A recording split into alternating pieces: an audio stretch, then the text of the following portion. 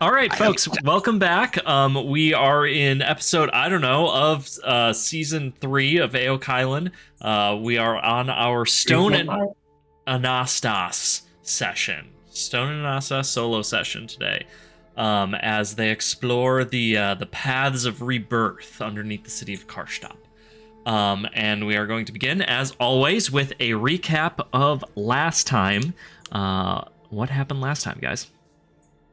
Oh shit. Well, last time we made the pilgrimage to Karstop. Yeah, you began fleeing the city or the the We did. the village. township The of raised township. Raymond's Folly. Yeah. Raymond's Folly. We had some refugees in tow. We made sure that they were able to reunite with their garrison from the town, and I believe they were going to head out to try to reunite with the prince's forces somewhere in the forest, as I remember. The Endarin Forest. Yes. Yep. We broke apart before approaching Karstop. Approaching the city of Karstop, we were, greeted by the Great Gates. We did not choose to go up to them, for there were duties in the Path of Rebirth for our the corpse's lover, Stone, and Anastas wished to go. Alexander and Dorian chose that they did not want to go through the Path of Rebirth because it very well may end up killing. Totally fair. Which is totally fair. And definitely, and then and they kind of went on their own way. But as for Stone and Anastas, we went to enter the cathedral, which is the entrance to the Path of Rebirth, and were met with just hordes of crying, living people wishing to enter the city, wishing to go through the path, and wishing to be there. Some closed. They were not getting any applicants to the path, which was very strange.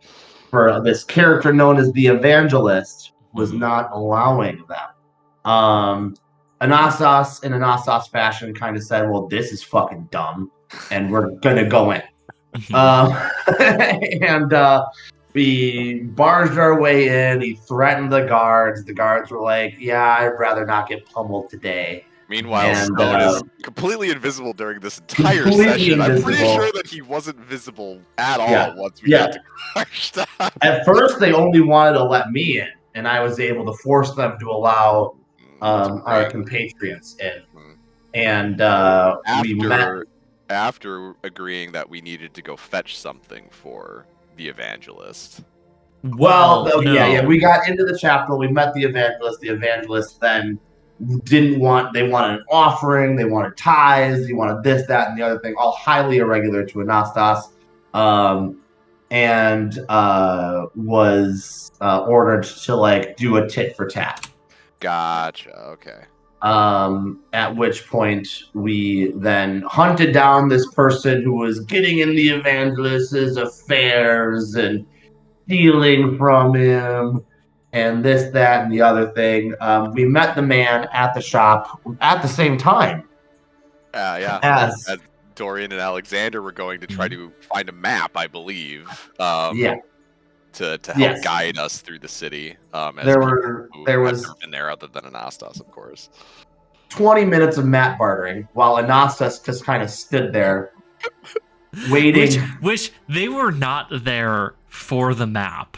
The idea was that there's smuggling going in and out of the city, and they just wanted to know where the smuggling paths were. But Peach was like, I need a map of secret tunnels underneath the city, and I will not leave until I am satisfied. Oh, he needed two. He wanted the map. He wanted two maps. He wanted the new one and that one, right? So he could interpost.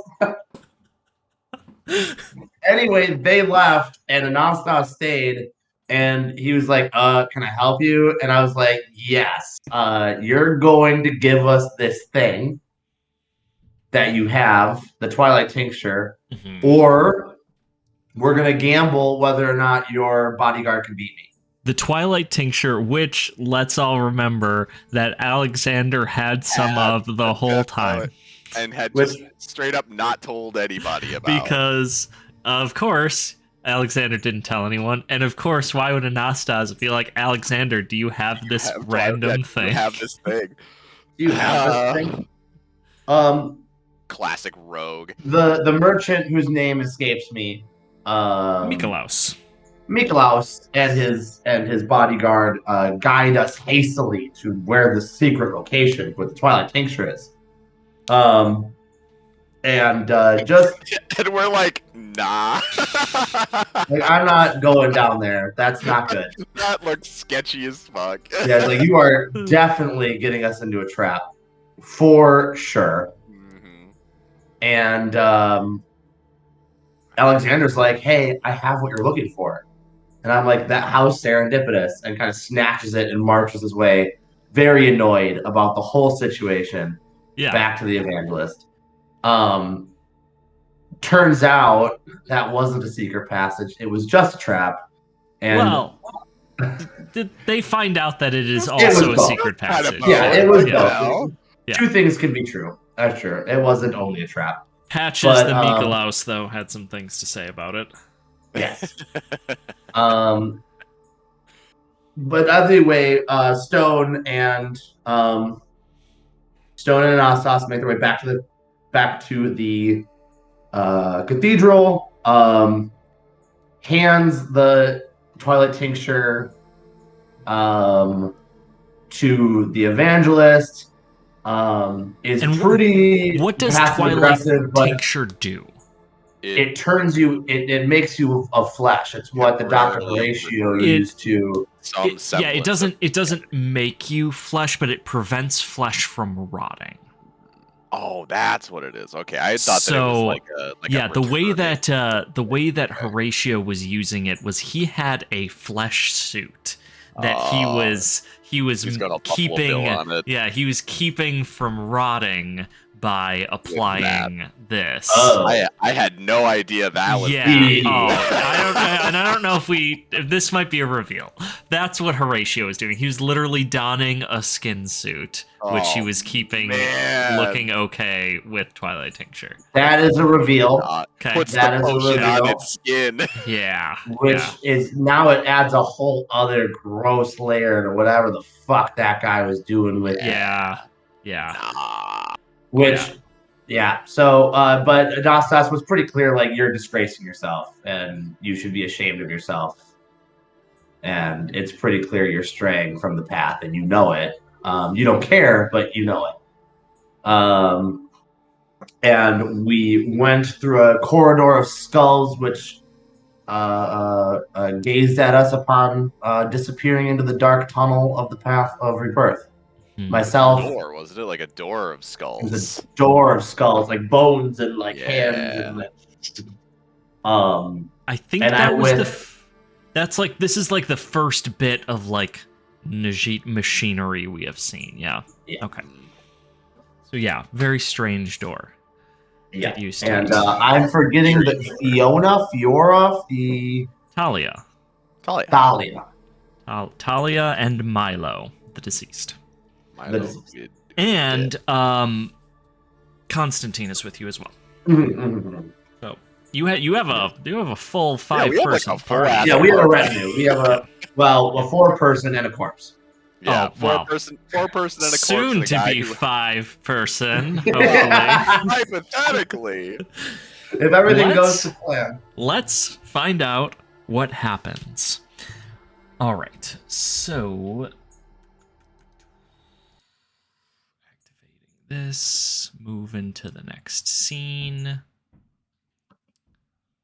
I don't own a token with vision in this scene. I forget about this literally every time. There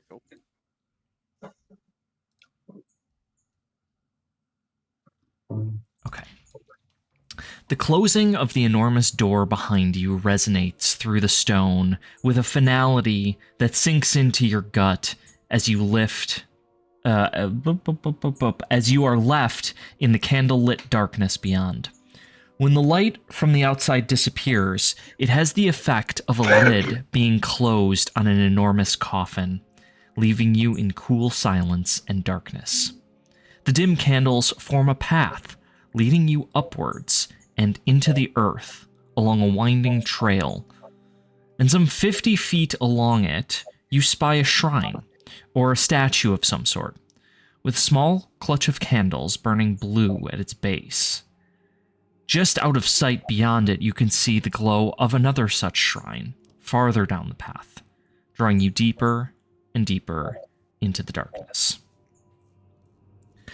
Talia is carrying Milo in her hands, and she starts a bit as the like large door closes behind you, leaving you in the darkness. And when you turn around, there is no handles or anything on the door on this side.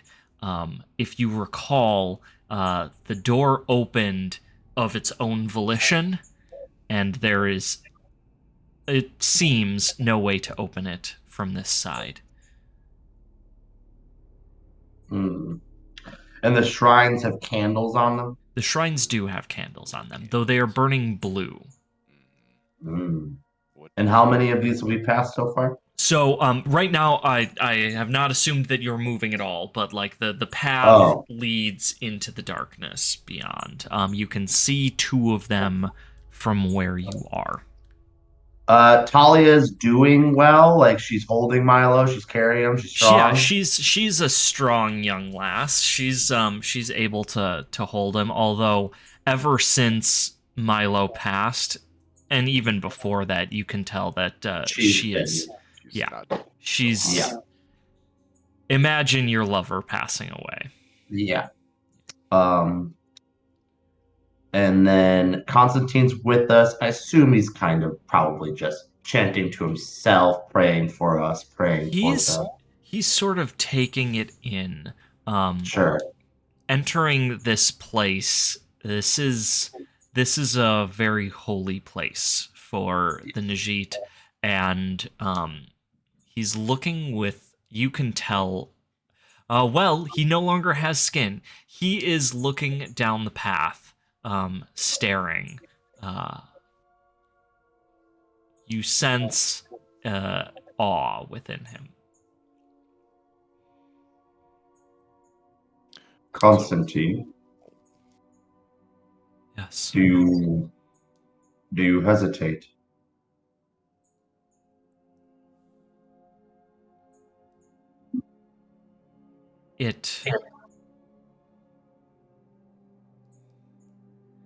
Do you know the ritual of rebirth? It was developed after my time. I have heard it can be a profound experience. And though I am glad the evangelist did not join us, I do not know the steps. You did not know the steps that led you here. And yet you stand. This is true. But if someone is to perform the ritual, they will need to know the steps. What are these steps? There are 7. There are 7 steps. The steps of ascension that the pilgrim undertook,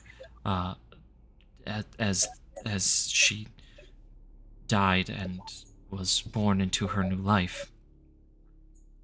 The supplicant is supposed to pass through these 7 steps on their way into the city.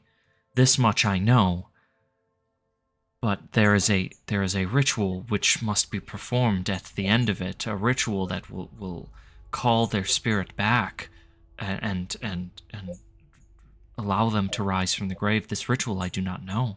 I am not prepared for it. There's no one here that can perform it. Calm yourself. If there was ever a time to pray for the pilgrim's guidance, it is now. and perhaps there's much to learn on the path ahead. But undoubtedly, these steps begin with the first. And the first step is proving forward. First step is death. And Constantine walks towards that first statue, that first little shrine. This statue depicts the first pilgrim, Natasha, whom you have both met. She is clutching at her throat. There is a vial that lies on the ground next to her, like in this like statue scene that you are seeing, and looming behind her are three Hadra, three Indaran Hadra.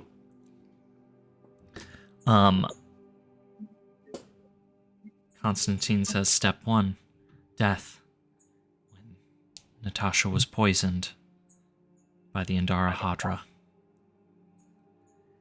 At the base of the shrine, there are several vials that are like sitting in holders that are on the stone.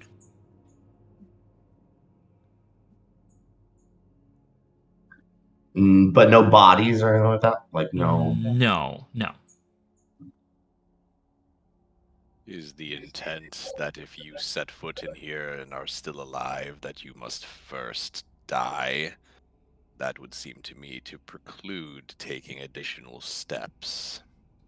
That would suggest life is not lost immediately. I wonder if it is to prepare you, or... Stone's going to take one of the vials, uncork it, and smell it. So, the vial smells sweet and sour. It is a sickly sort of smell. It is not something you would want to imbibe. It has... Okay, so you know, like, when you've had a Rager, and, like, you had WAP at the Rager, and, like, the whole floor is, like, covered with this, like, stickiness, and it's, like, sour and sweet at the same time? Uh-huh. It smells like gut rot. Oh, man.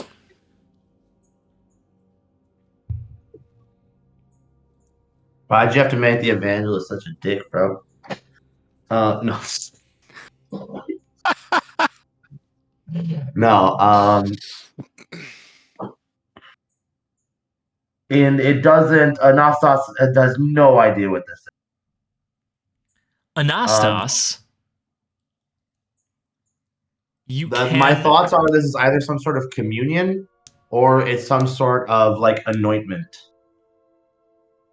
Or it's like belladonna.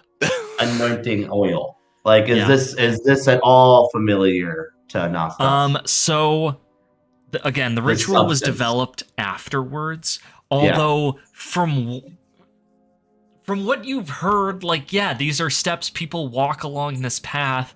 Like, they can't kill you right now. Yeah. Can they? Because then someone would be carrying you, although you do have somebody that is dead already. Well, Talia sets Milo down. For one of us, I think this is an easy decision.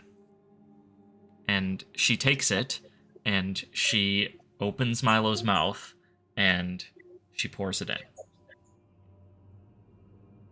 The whole thing? The whole thing. There are several of them there.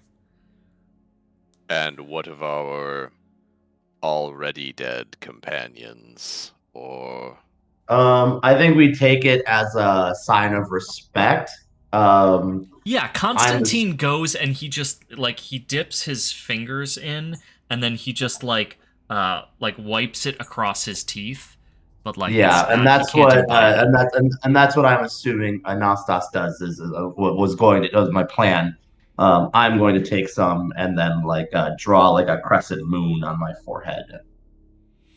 So Stone is observing all of this, and he looks at Talia and says, she's like holding one, and she's like shaking.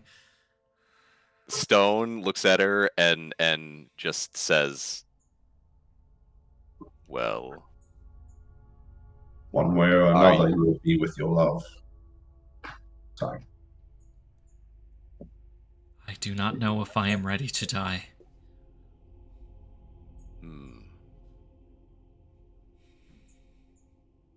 Then perhaps by example, and Stone will throw back the vial that he's holding. You did not think twice slaying the Indara. Isho help me.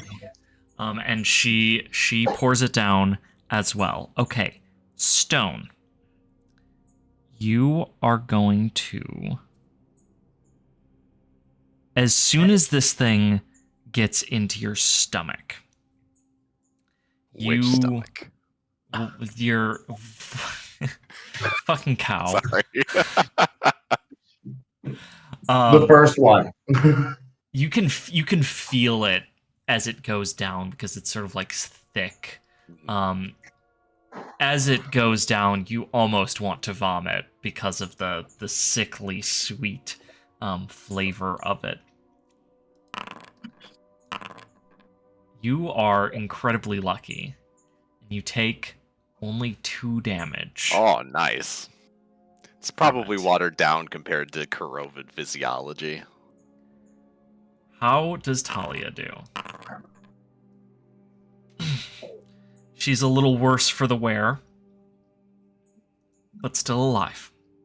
So what happens? Is it like a pain or like what? You feel the energy draining from you. You feel yourself just getting weaker. Like when you have the flu and you're just like out of energy and everything in your body sucks. Yeah. By the way, I took damage, so unnoticeable fades. And so you are now... Not that I'm unnoticeable by the party, but... Right, you know. Right. Okay. That was unpleasant. But I am not dead yet. Anastas, as this happens, you are looking at the statue for the first step. And looking, I suppose Stone, you would notice this as well. The image of the first pilgrim looks wrong. This is not the first pilgrim that either of you have seen or met. She looks regal. She looks like a queen. And like Jesus. Yeah. And as you are recalling the story, Anastas, it occurs to you that at least in the canon of like the Najit world, the first pilgrim was, even prior to her death, a figure that was leading massive revolts of humans against the Hadra and preaching a message that they could not abide, which is why ultimately they poisoned and killed her. Wait. Who knows that? Anastas is like remembering this. It's like seeing this statue. It's like, that is the story that they were telling. But it has been so long since you'd been here. It's like this memory is deep within. And I would know that that's also not exactly true. It's not true. That's not what happened. You were there for a lot of it, and that's not how it was.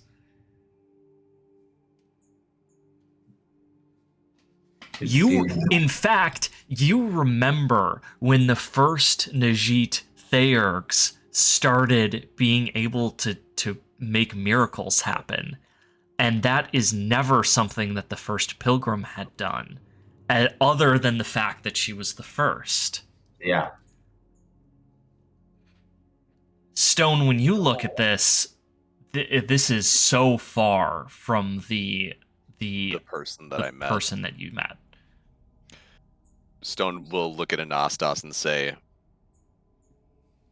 "Are your kind given to this sort of embellishment?"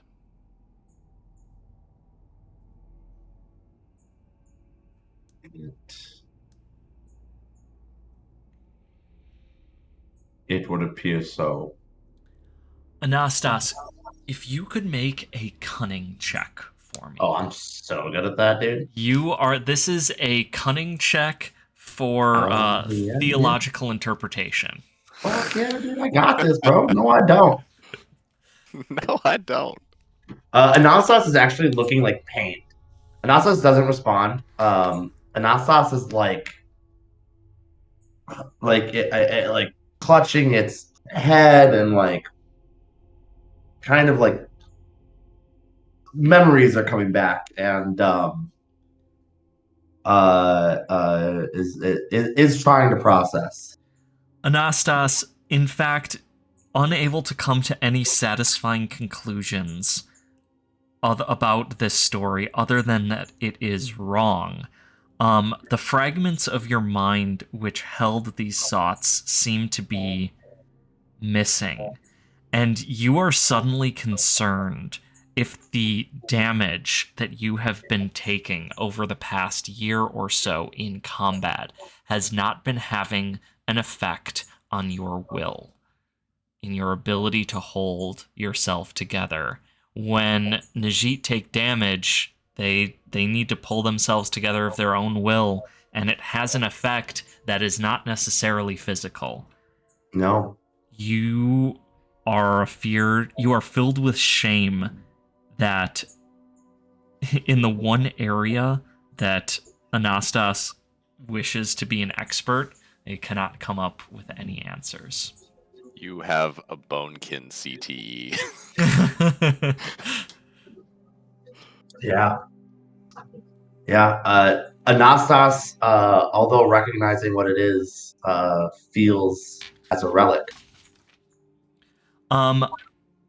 Stone, what is your vigilance? Would you make a vigilant check for me? I can certainly make a vigilant check for you. And I will remind you that I have one of the highest. No, I have an 11.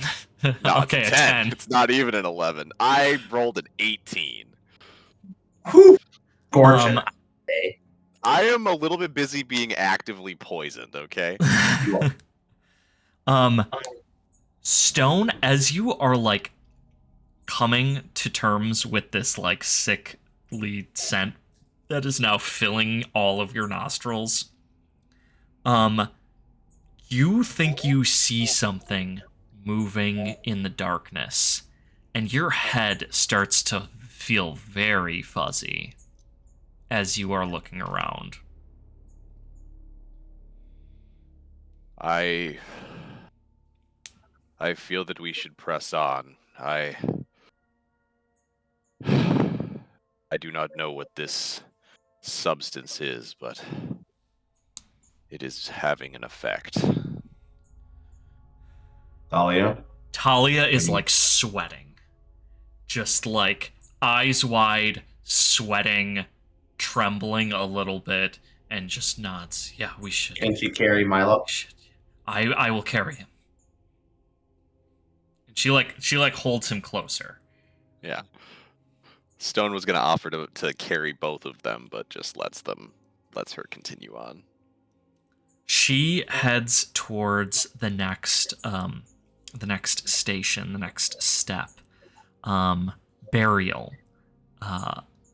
Constantine. So the statue here is Talia, or not Talia.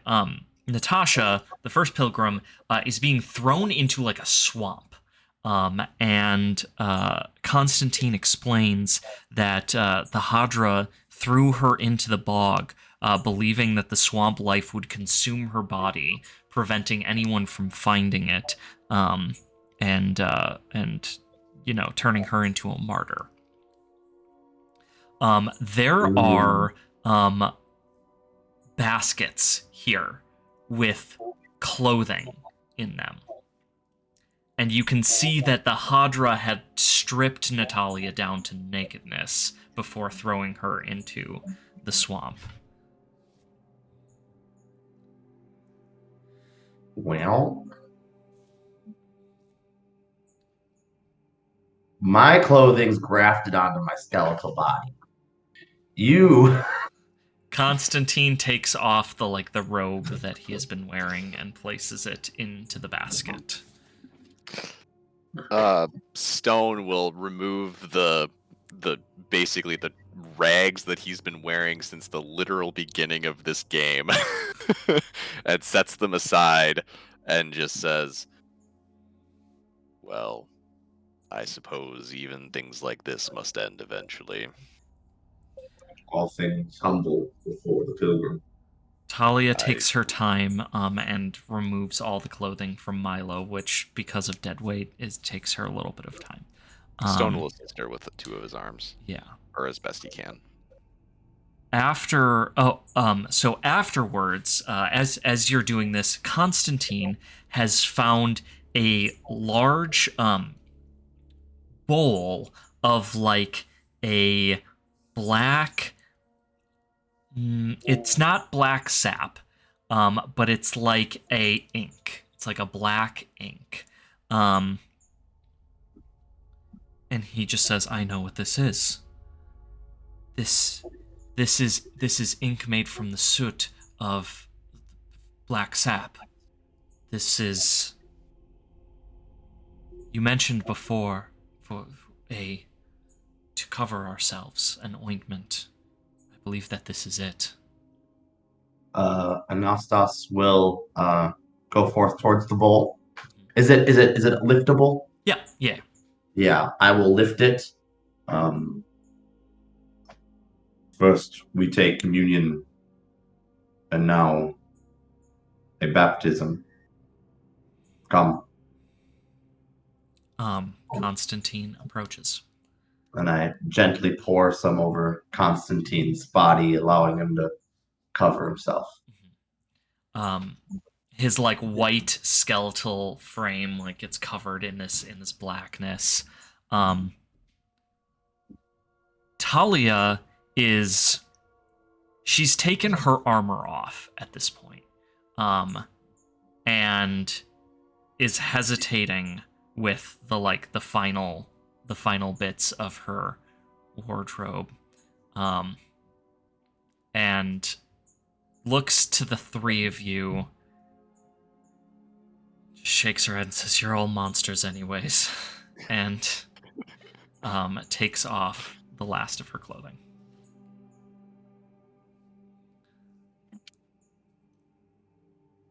And then she allows herself to be covered in the ink. Stone will approach Anastas next and will just look at them dead in the eyes and say, "Did you ever imagine you would be in a situation like this?"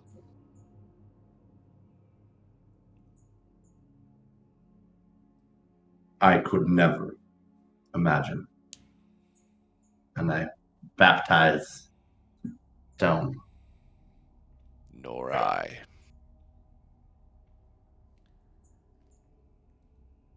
At this point, Constantine, beside the bowl, has found a book, a large old tome.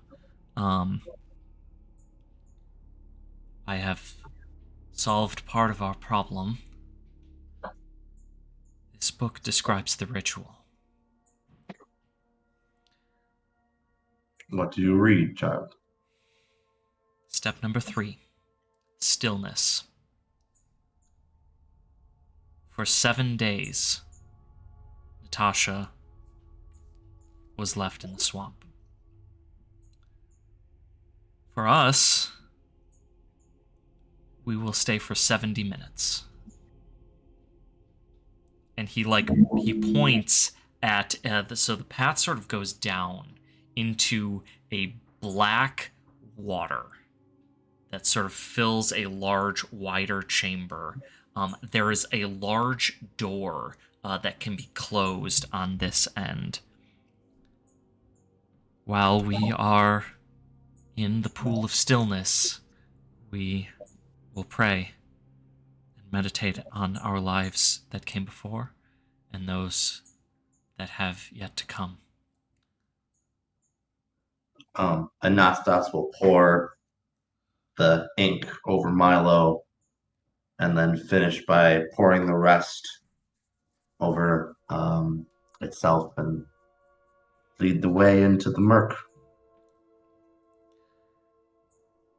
You step into the murk, and as soon as all of you are in the pool, the door slowly closes behind you, leaving you all in complete and utter blackness. The pool itself, this is water, but it is a thick water. And it feels like it's filled with something such that you could float on the top of it.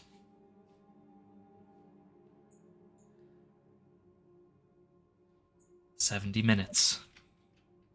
We should all do our best to pray and think about our lives and what has led us here." What has led us here, indeed. All right, Stone, you need to make a resolute check. Oh, boy. This is at -2. Oh, dear. If you have imbibed the poison, you have disfavor on this check as well. Oh, no. Oh, man. Yeah, I failed. Failed fantastic. Failed. I would have Alright. even failed if I wasn't at a -2 there. I have a 16 resolute. Yeah. So you are now frightened for the next hour, which means you will Next have 70 minutes. no, it's going to be for the rest of the time that you are down in the paths here. Oh, good. I should have thought about that. But yeah, you are frightened. You are going to have a further -2 to all resolute checks while you are frightened. Excellent. As Stone is lying in the black pool, surrounded by nothing but darkness, the true effects of the poison begin to take hold, and Stone starts hallucinating. Oh, no. Oh, this is going to go real poorly. What does Stone hallucinate while Oh, in the I think darkness? I think it's a very easy thing to figure out what Stone hallucinates while he's in the darkness. So it starts off, Stone is sort of like laying in this water, like floating. And as he's laying, he begins to hear gentle whispering and then sees a strange bubbling happening, kind of nearby him. And up out of the water bubbles a single solitary eye. And then another. And then another. And then scores more floating up out of the water all around him in this water. And as he is looking around him, becoming slightly frantic, he hears, it seems all around him, but also only inside of his head, the echoing of the nameless roar from his vision of Isho. As you are having this hallucination, Stone, you realize that you are one of the eyes. Oh, God! You look down at your body, and you are an eye. And all of them are blinking and seeing. And you suddenly realize you can see through all of them. Oh, no. And one of the eyes is peering down a long, dark corridor. Everything gets silent, that eerie silence that you have become accustomed to with Isho, but is yet not any less unsettling. And you see a stone eye, like set into a Hadran catacomb. And beyond it, the shrine of Isho in Karstop.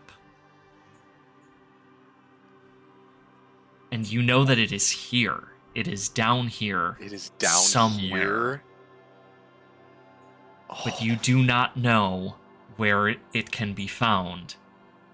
And yet you are filled with the understanding that in not knowing where it is, that is the only way that you can find it. Anastas, what does Anastas pray and think about down here? Now, having not actually consumed the hallucinogen, you're not experiencing visions, but the sensory deprivation chamber does things to everyone. What does it do to Anastas? I think Anastas is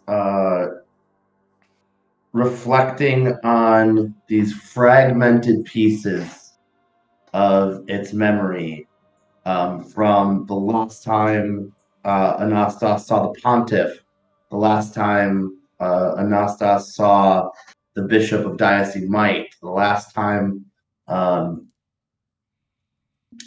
the Rurik and the last mission trip Anastas went on, and is trying to find within itself the will to mend those connections that are missing. Sure. And find a way to revitalize itself, for there is a long and difficult mission ahead in reshaping the path that the Najit are on. Can you give me a resolute check? Any disfavor or anything? Nope. Critical. You have reached critical levels of having your shit together. You put all of that knowledge into the volumetric shit compressor, and that is compressed. You have it together now. You, Anastas, tell us how resolute you are coming out of this experience. Anastas remembers a song and begins noticing the distress that Stone is in and that Talia is almost assuredly in. Begins chanting in an old manner before the stories were told. Wait, okay. I'm going to interrupt you there because just prior to starting this chant, you can hear Talia sobbing, and followed by a blood-curdling scream. She is in intense distress. You can hear splashing and crying and shouting. Anastas begins chanting, and it is in an old manner. Before the stories were written, it is as close to Najit can to be speaking in tongues, and it is low, and it is reverberating, and it is vibrating the waters, and it is caressing Constantine and Stone and Thalia, and it is attempting to ground those individuals after a few moments, as the chant fills this room, Talia's screams subside, and you can hear only the soft sound of her sobbing. After 70 minutes, a door on the opposite side of the pool opens, and when it does so, water begins falling from above. So you have to sort of pass through this waterfall to step into the next chamber. Come, children, there is much yet to see. A bell. You can hear the clanging of a bell coming from the other side. And Constantine says, "It is the call to awaken. And so we shall awaken." So we shall awaken. Stone wanders up to Anastas, like, blearily, like, as they're leaving this, like, shaking violently, and just says, "Where is the eye?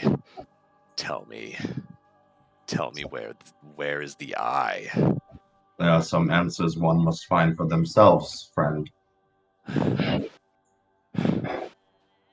Talia is looking at both of you very nervously. I will find it. It is here. I know it is here. I have seen it. I will find the eye.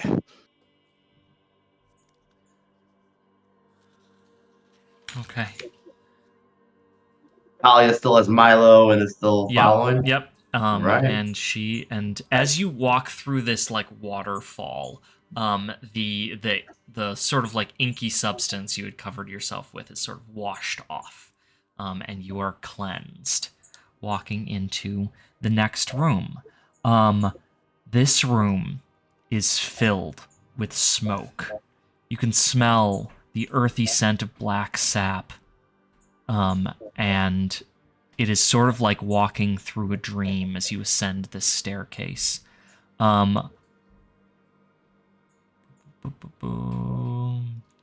There is chanting, much like the chanting that Anastas had been doing just a little while ago. And there are Najit heads that are like sitting on the stairs and around braziers, and all of them are chanting. And the staircase leads up to a stone altar, which is rather plain, but black, and like there is some gold filigree in it. And above it hangs, it looks like a cocoon made of Najit bodies, all held together, and they're just like moving slightly, all hanging down from the ceiling where there's a hole, and you can see sunlight is coming in from this hole up ahead.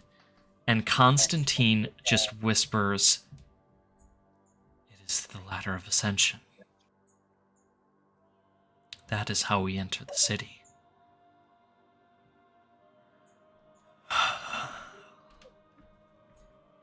He is clearly shaking as he walks up the staircase towards the altar. And so we shall climb. Natasha, when she was in the swamp, she heard the calling of Duosu the Unseen. Duosu, who granted her the strength to rise again. And she returned to her body. And at this point, supplicant, she awoke into the world. And our supplicants must awaken into a new world, one of death, upon this altar.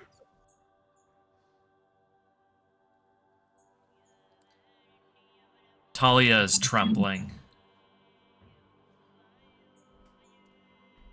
She looks down at Milo and closes her eyes.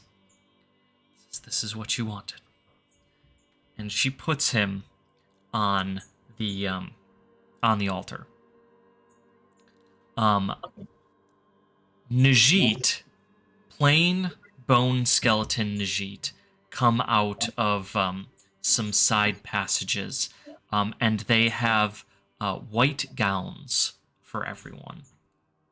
that they dress everyone in white gowns, and in fact, one of them has like several of them have come with like big ones, and they're like not even big enough, and so they're like trying to like strap these onto your like arms and like legs. Oh, Stone is not in a good mindset for this to be happening right now. He is not into this in any way.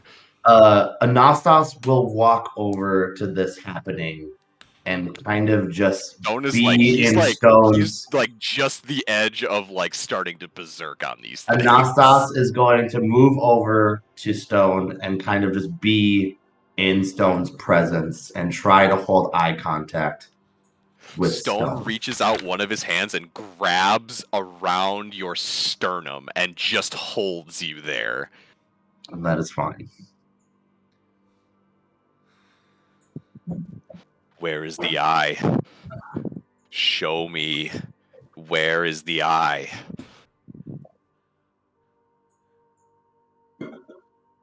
Anastas will just be your rock.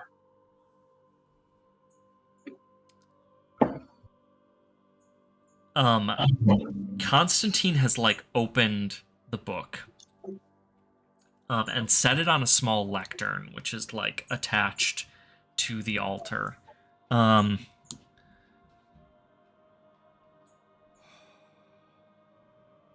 Okay.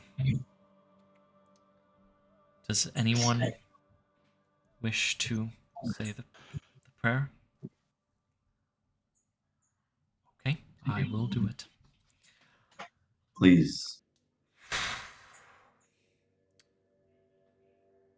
Oduosu, the great unseen whose shadow stretches across all realms, find in the supplicant a worthy vessel for your gift.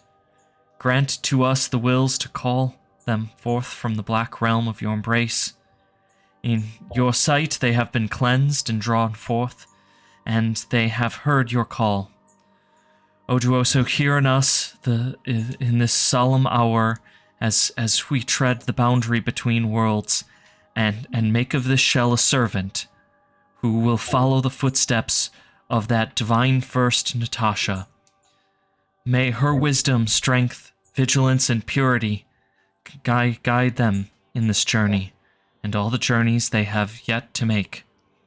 We beseech to conjure the power to awaken the slumberer by your unseen hands, by our enduring faith. Grant our brother new life. As the prayer finishes, Stone looks at Anastas and just says, unseen or all-seeing.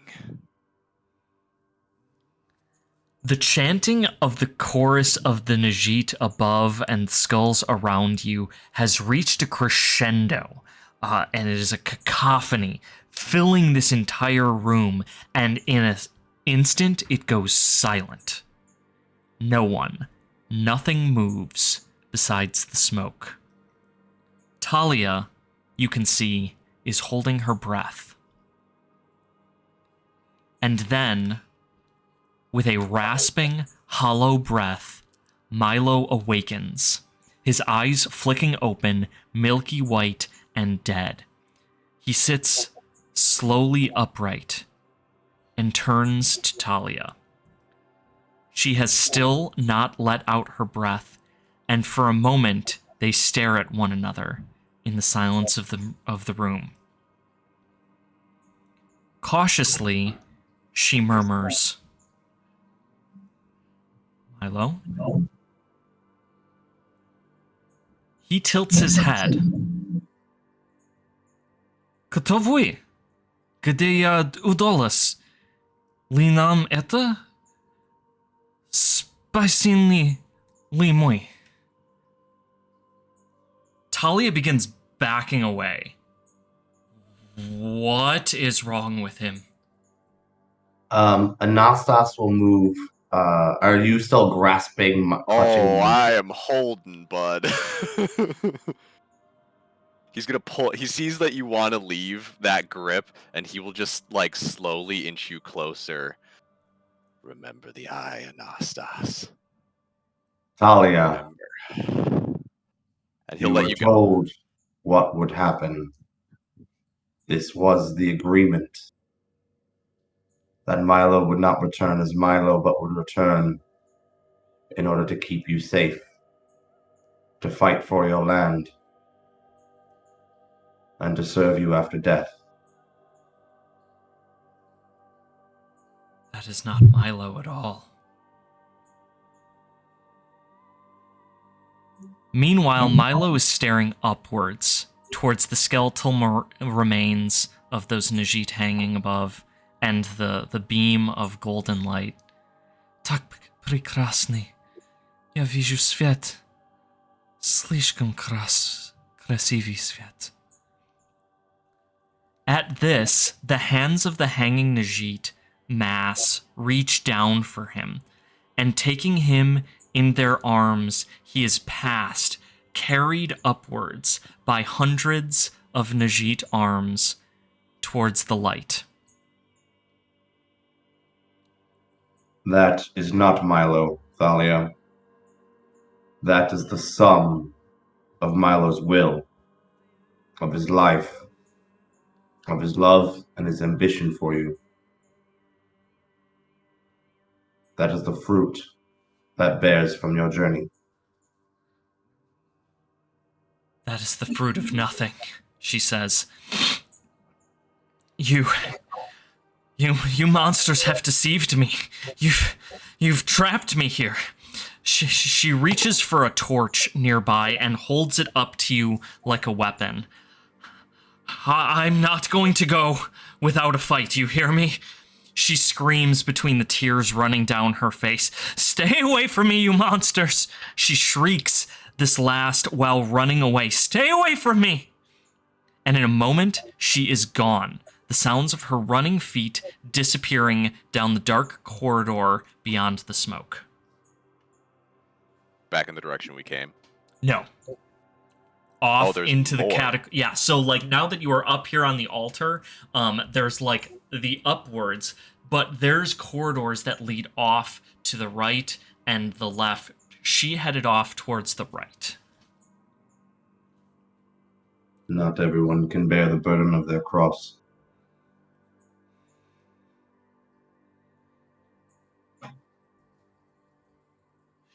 Should we go after her?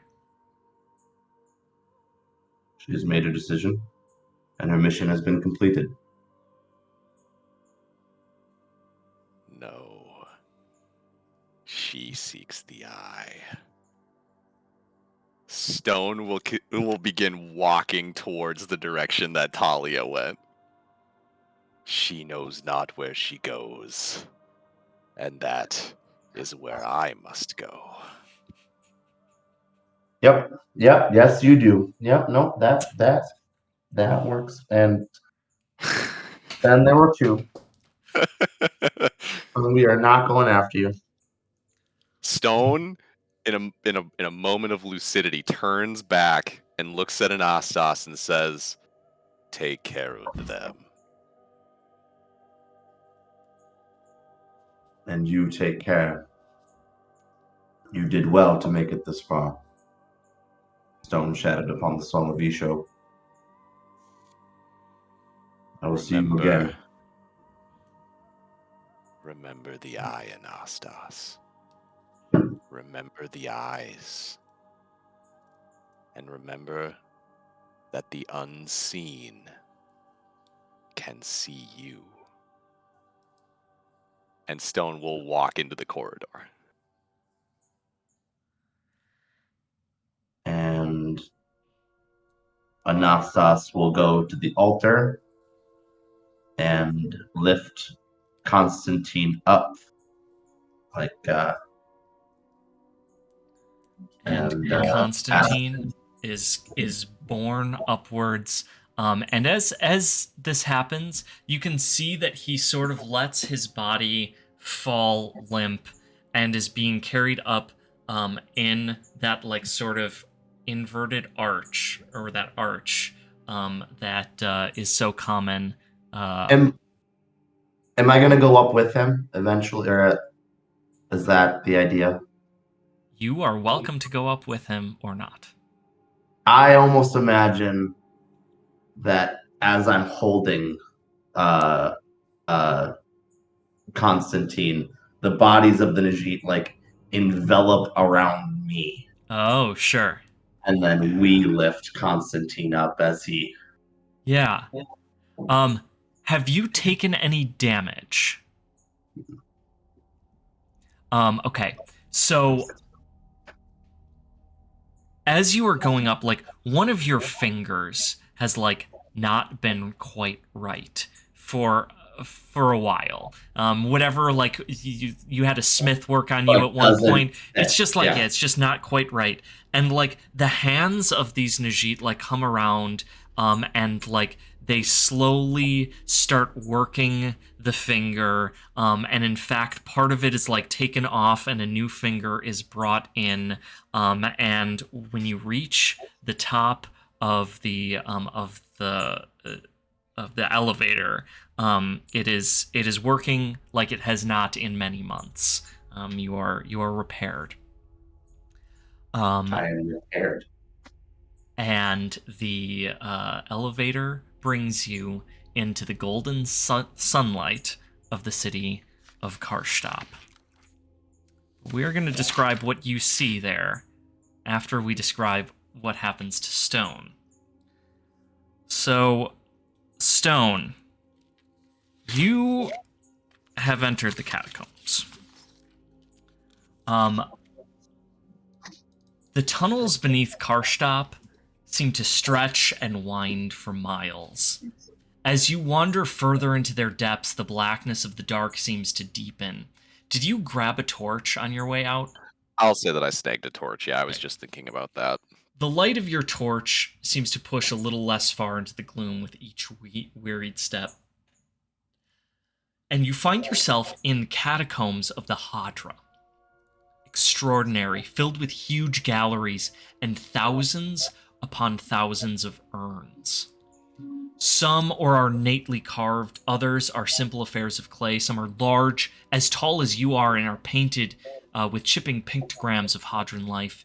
Huge archways and columns carved in intricate detail fill the spaces between the urns, and long-forgotten offerings interspersed between them. They fill you with a horrible sense of awe. Far off in the dark you can hear, but far off in the dark you can hear them. The whispers of 1,000 voices. Lurking just out of sight, the low wails of something foul. Creaks and groans of haunted things. On more than one occasion as you stop to rest, you hear the sounds of footsteps behind you, which after a moment stop in eerie echo of your own feet. And the cobwebs seem to shift and move around you. So I'm still tripping balls a little bit. Or not. Great. Is there any sign of Talia, or have I just kind of started wandering in my own direction? Let's make a vigilant check. Alright. You, the most vigilant of all. Such vigilance. Hey! Whoa. You do not find any sign of Talia down here. Didn't figure. But what you do find is that down certain corridors, you do not hear voices. You hear nothing. You are called by the silence. I will go there. You wander through Karstop's catacombs for nearly an hour, drawn by a presence you can scarcely describe, by the quiet that can only be called Isho. And after wandering through the dark, you've been so thoroughly turned around, returning to the Path of Rebirth is looking more and more unlikely. And then, without ceremony or preamble, you are there, at a door made of stone, some 7 feet high, and carved unsettlingly into the shape of an eye. Around it are countless tentacles wrapping and winding around one another, and interspersed between them more eyes, these closed. Everything is very quiet, almost unnaturally so, and though it is a familiar silence, you are still left uncomfortable.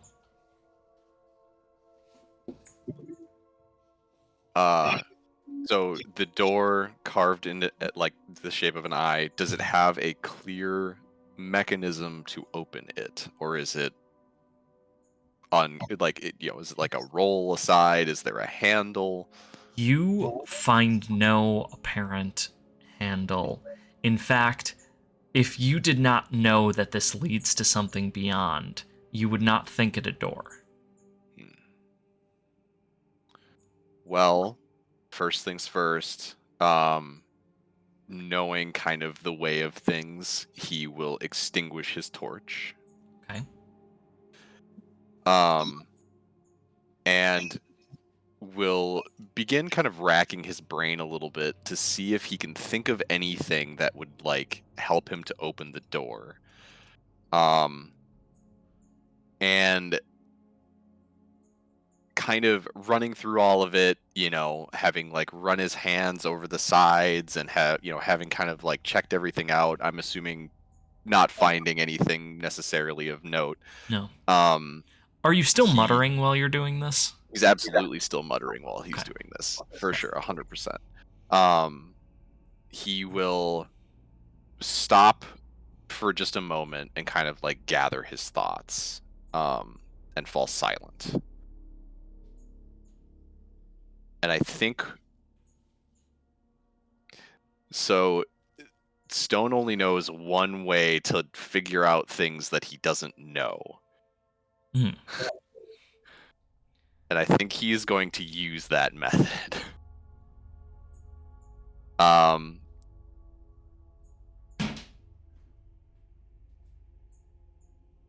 He is going to begin to sing Isho's Requiem. The moment that you sing the first 3 notes of the Requiem, the door disappears. Isho's shrine itself is as unnaturally quiet as you would expect. The walls are bursting with tentacle-like protrusions from the wall, seemingly made out of glass, black and smoky, which have somehow survived the years of neglect the shrine undoubtedly went through. There is dim light within, seeming to emanate ghostly from these glass sculptures, though how they managed it is a mystery. The shrine itself is round, and at its center, a perfectly round black pool. So black, it seems to absorb the light of the sculptures. Around the pool, engraved on the floor, are eyes spreading out kaleidoscopic from the pool in dozens and in the dozens and hundreds. And at first glance, you imagine them all the same, but with an unsettling horror, you realize that each of them is slightly different, and no matter where you are, they all seem to be staring at you. So as you are examining the eyes, you notice a small form lying, curled up next to the pool, wearing a white robe. Stone will approach kind of gingerly. Talia is lying there. Her face is red and swollen as if she has been crying for an hour straight. How did you get in here? Doesn't matter. It does.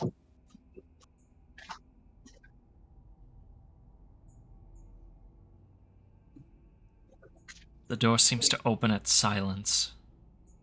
At least it did for me. That is Isho's song, is it not? So they say.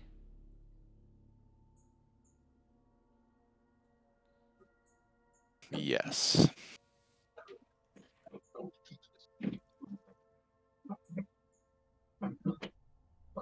Have you come to torment me further?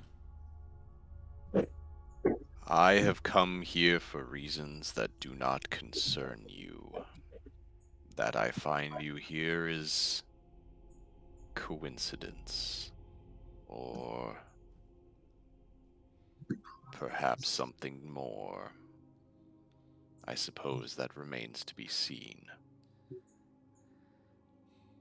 There's nothing to be found here. Certainly not solace. I don't believe there is any solace to be found in this world or now in the next. We are doomed in this life to suffer and to die, and that is the end of all things. It is a small comfort to know that everything will end. For me, it already has.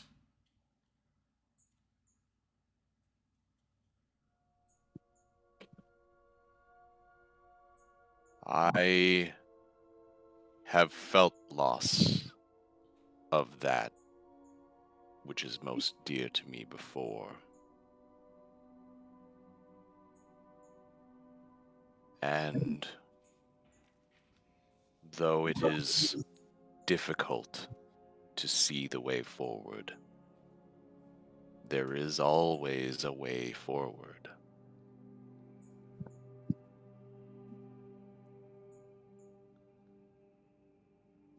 You proclaim to help humanity. You proclaim to want to help me. But I do not think that you can. I don't think that you even know how. I don't think you understand how it is to be human. How do you believe that you can help that which you can't understand?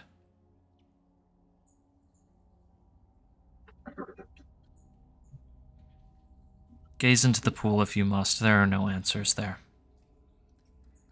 She says, and she gets up and she sort of walks to the other side of the room and sits down.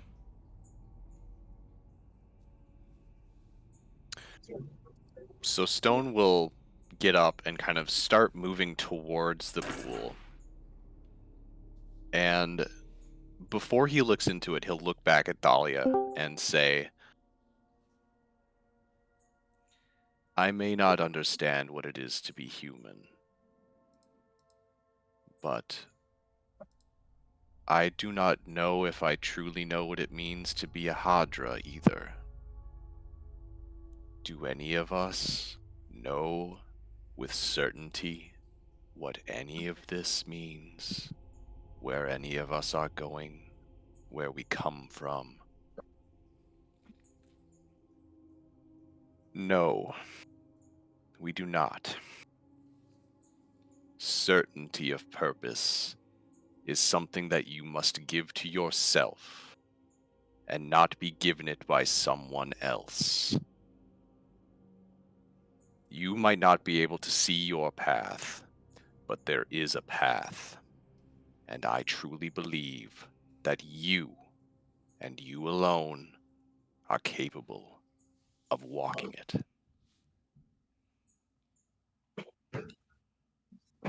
I may not be able to help you, but I think you can help yourself.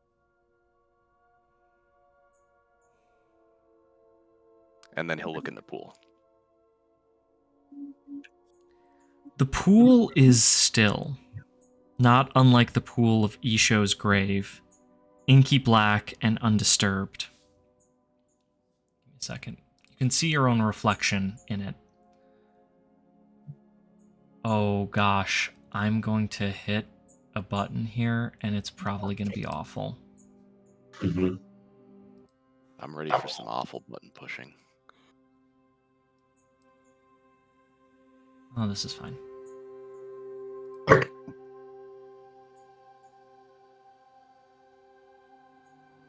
This will be fine. No, this is not fine. I should have done this before.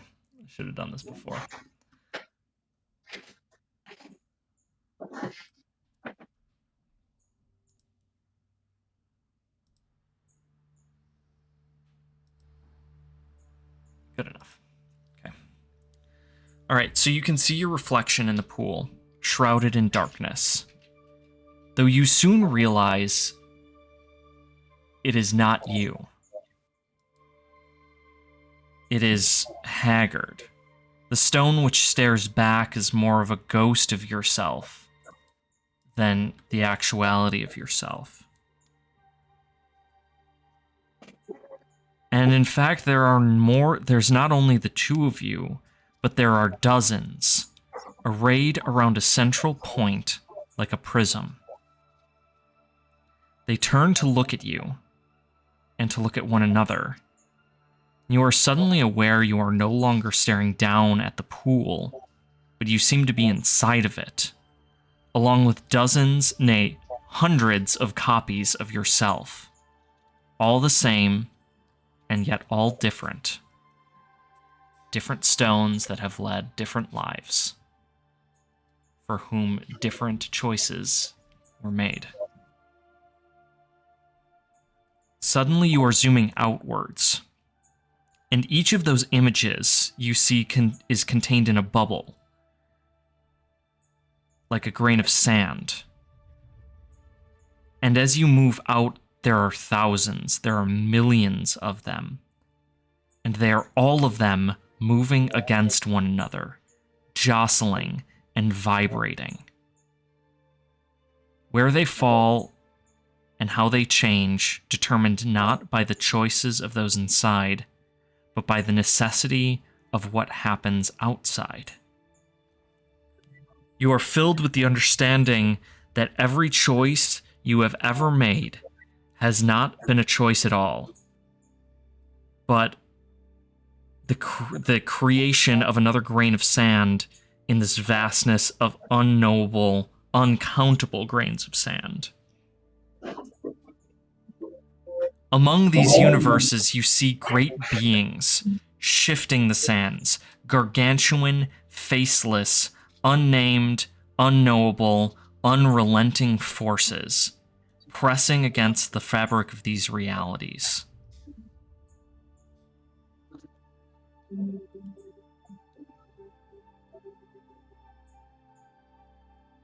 Changing the worlds that each of these stones live in.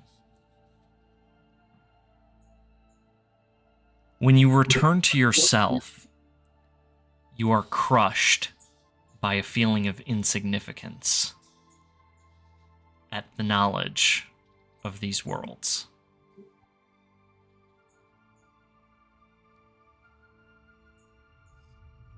Nothing happens but by necessity, because it has already happened elsewhere in every other conceivable way.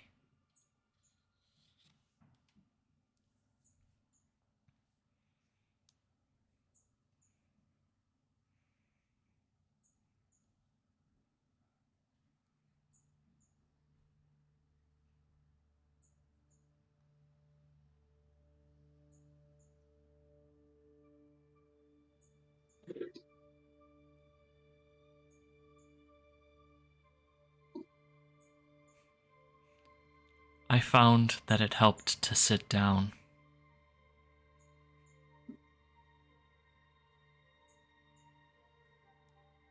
Stone will sit down. Nothing in the pool.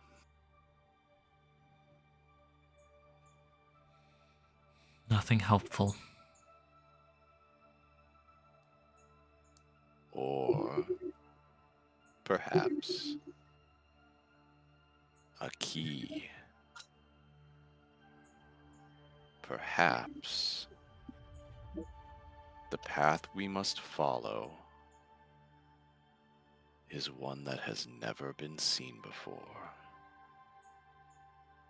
Perhaps the path is not a path. Or perhaps we must leave that path.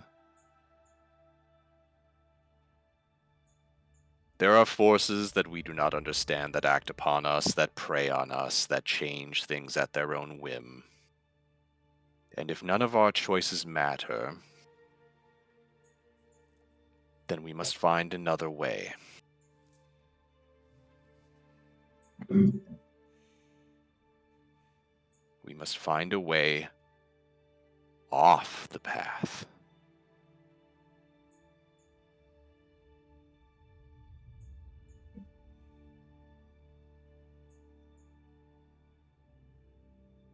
How can we do that when our wills are not even our own?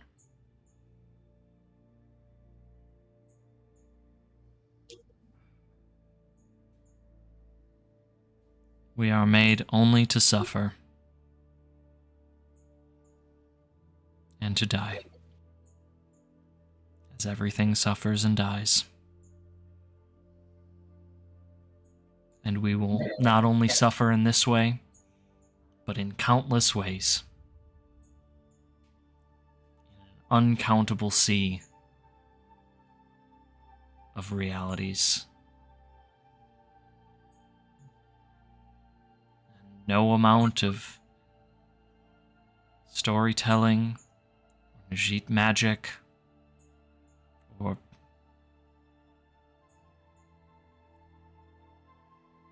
nothing's going to change that.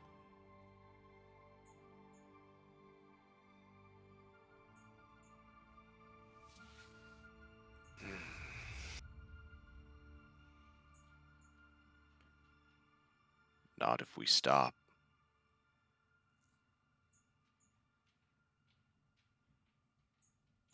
You would sit there, having seen what you have seen, and give up.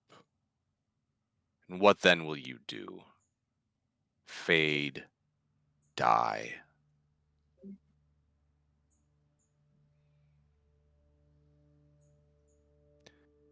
There is more to be done. There is always more to be done. All we know now is that we must find a different way.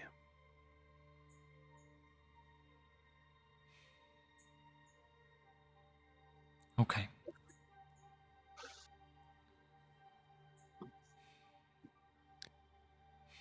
She smiles a little bit. My grandmother used to say something. That the important thing wasn't falling to the ground, but it was how, after falling, you found the will to stand up again. That is wise. She was a worshipper of Isho. Not this Isho, but an Isho.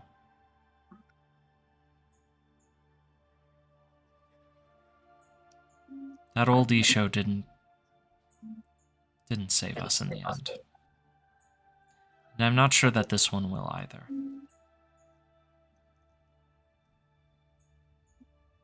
But I'm willing to give it a chance.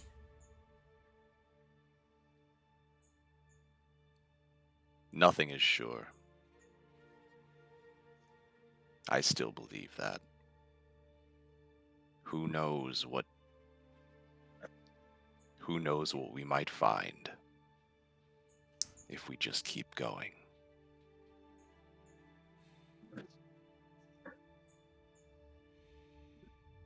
All right. Anastas, you have come to the top of Karstop's wall, for which I have a description, I swear. For the first time in many years, you lay eyes upon the glowing, golden, and black and white marble city of Karstop, with its soaring arches, towers that pierce the heavens, and great plumes of black smoke. And in the distance, the high city, where the 4 basilicas and the grand cathedral rise above all others. The inverted symbol of the rising pilgrim, sheathed in silver and gold, glints in the sunlight above the cathedral, as if being pulled into the heavens above. Anastas the Wheel. There are several clerics of order standing around this gateway that you have just passed through. You have been expected.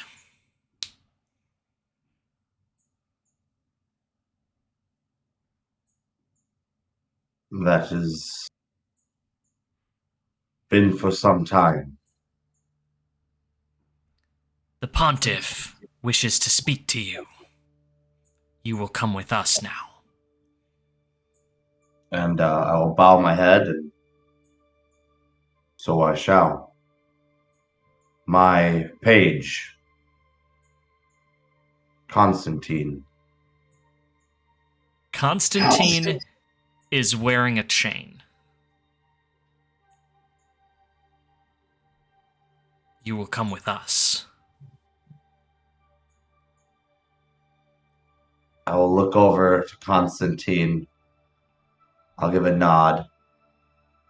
I'll gesture to the filigree I placed on his chin. Yeah.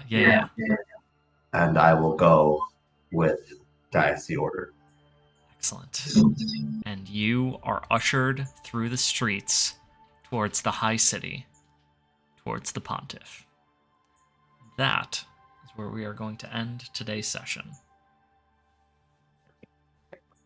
For everybody watching at home, this will probably go up at the same time as the other episode, so I encourage you to watch that one as well. And we will be back again in the new year. I'm not sure when exactly, but we'll see you all then.